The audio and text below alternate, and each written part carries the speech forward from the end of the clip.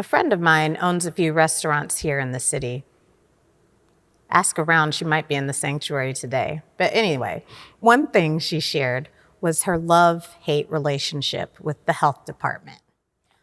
On the one hand, she's grateful for the ways that the health department keeps the city clean-ish and safe-ish.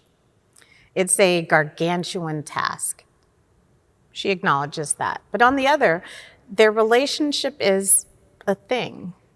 One particular potential anxiety point is the surprise inspection.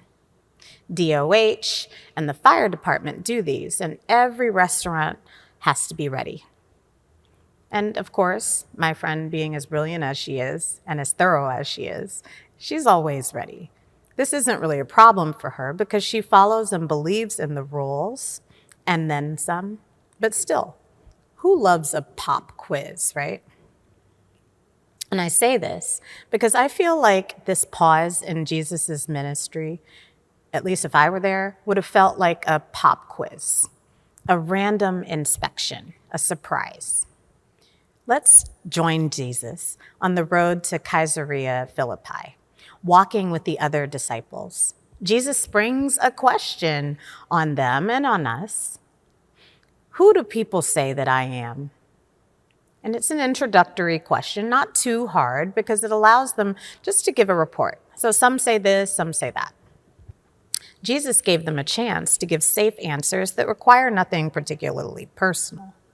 Imagine it like filling in a multiple choice question. But then Jesus goes deeper, making it personal. But who do you say that I am? And now we've transitioned from pop quiz to a potential exposure. Do you think Jesus is asking this because he needs the information? He's asking because our answer says a lot about us and our relationship to God. This question shifts the ground underneath us as disciples. You can follow Jesus, walk with Jesus, even quote Jesus, but eventually he's going to ask you what you really believe. And it's not about what you've been told or taught. It's what you say. Don't you just love how Peter just goes for it? You're the Messiah, he boldly and rightly proclaims. But before he has a chance to gloat in his A+ answer, he loses it because Peter rebukes Jesus when Jesus starts talking about suffering and death. So maybe Peter checked the right box without the right understanding.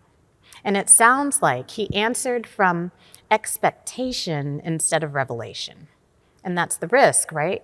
You can say the right thing and quote somebody about Jesus and still not really know him. You can use the right words and still want a version of Jesus that matches your comfort zone. But Jesus isn't asking for a title. What Jesus wants is a relationship.